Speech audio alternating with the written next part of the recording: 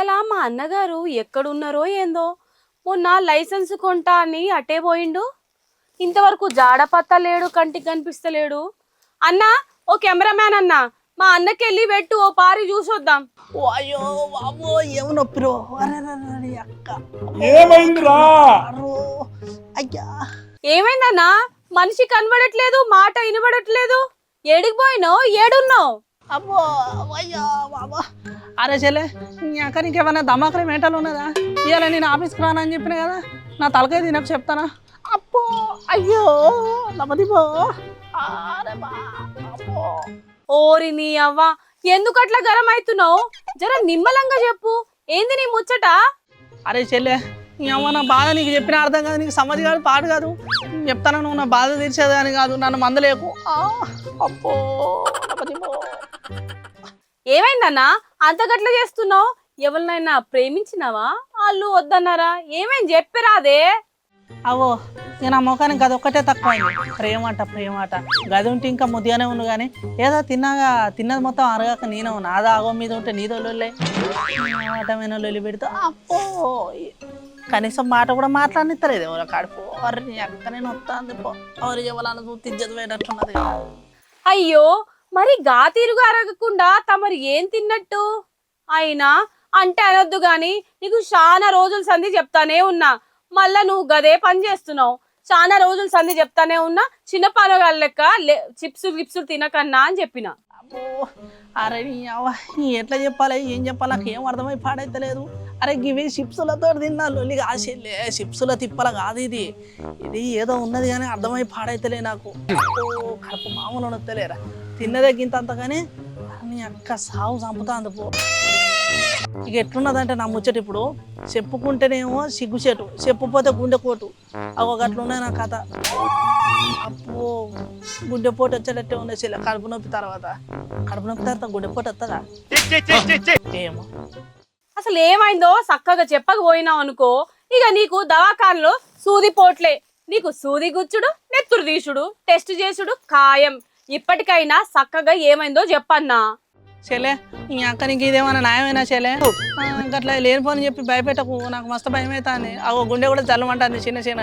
అవో ఈ అమ్మ నీతో లొల్లేదు కానీ ఆ చెవి ఇటు పడే ఉన్న ముచ్చట ఏందో చెప్తా. పడే చెప్పు. ఇక ఈయనక తప్పుతుందా? ఎక్కడికో దిక్కుకు పోవుడు, అడ్డమైనవన్నీ తాకించుకొని ఆగమాగం చేసుడు. చెల్లె మొన్నటిదాకా మన తానా ఈ ఎలక్షన్ పండుగ నడిచింది కదా. మందు కూడా పోసిర్రు. అయితే ఏంది ముచ్చట? అయినా అయిపోయిన ముచ్చట మీద మళ్ళెందుకు మాట్లాడుతున్నావు అన్నా? అరే గట్ల కాసేలే, ఇగో నేను చెప్పేది నువ్వు. మొన్నటిదాకా మన తాన ఎలక్షన్ పండుగ నడిచింది కదా. ఆ ఎలక్షన్ పండుగ నడిచేసరికి రాజకీయ నాయకులు, లీడర్లు ఏదంటే తాగిపిచ్చేది తినిపించేది ఫుల్గా కడుపు నిండేసేలే. ఇప్పుడు గది లేదు కదా, అనాథలం అయిపోయినాం. ఆదుకున్న నాదుడే లేకపోయా. అందుకే పక్కగాళ్ళు ఇలా హోటల్ ఏం చేసిందంటే ఒప్పరిగా పైన చూడు.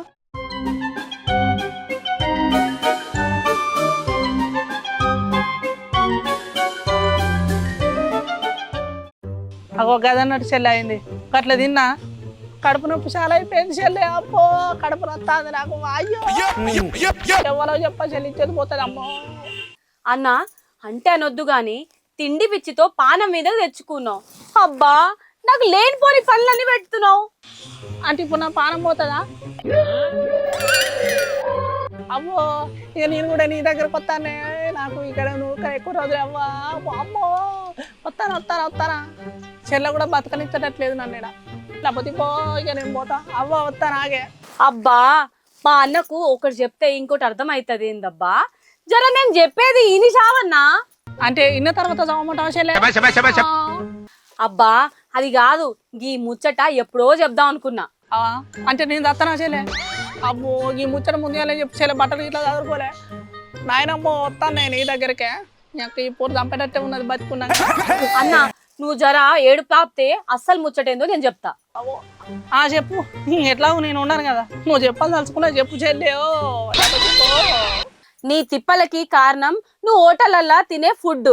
పెద్ద హోటళ్ళల్లా, చిన్న హోటళ్ళల్లా పాసిపోయిన వాటిని, పాడైపోయిన కూరగాయలు, మళ్ళీ ఎక్స్పైరీ అయిన సరుకులు వాడుతున్నారట. అందుకే నీకు ఈ తిప్పలన్నా. అరే చెల్లె నీకు చెప్తే అర్థమై పడతలే. నేను తిన్న వస్తువులు కాదు, చికెన్ బిర్యానీ. అబ్బో కడుపులో నొత్తా చెల్లో మరి అక్క. అన్న ఓ మాట, చికెన్ కూడా ఎక్కువ రోజులు సర్ది పెట్టెలో పెట్టి బిర్యానీ చేస్తున్నారంట. గై తింటే పెయి మొత్తం పాడవడం ఖాయం, దాకాన చేరుడు ఖాయం. సర్ది పెట్టంటే పిజ్జల నాశలే. ఇక మా అన్న మారడు, అస్సలు ముచ్చట వక్కన పెట్టి ఉత్తమ ముచ్చట అడుగుతుండు. అబ్బో నీ అక్క ఏం బిర్యానీ ఏమో కానీ ఆలపాల లేని టైంలో తింటే గిట్లనే అవుతుందేమో. అంటే నేను తినే టైం సక్కలేదా, బిర్యానీ సక్కలేదా తెలియదు. అబ్బో కడుపులో ఒకటే నొప్పి పాడైందిరా. అయ్యా గిట్ల కాదు కానీ అంబులెన్స్ కన్నా ఫోన్ చేద్దాం. హలో అంబులెన్స్ బిర్యానీ స్పైసీ చెప్తాను నేను. సరే ఇగొగ్గి పక్క గల్లీలో ఉన్నా, ఒకసారి రాదు ఆయనతో పోయేటట్టే ఉన్నా, పుట్టుకునేటట్టు ఉన్నా. జర రారు ఏమనుకోకరే. అప్పో అయితేలే దోశ పడతలే నాకు. బెడ్ పట్టుకరారి. ఓ ఏం కడుపు నొప్పిరో లబదిబో లసిపో. ఇంకోసారి హోటళ్ళలో పొడ్డు తినొద్దు. ఇంట్లో మా చెల్లు ఉండి పెట్టిందే తినాలి.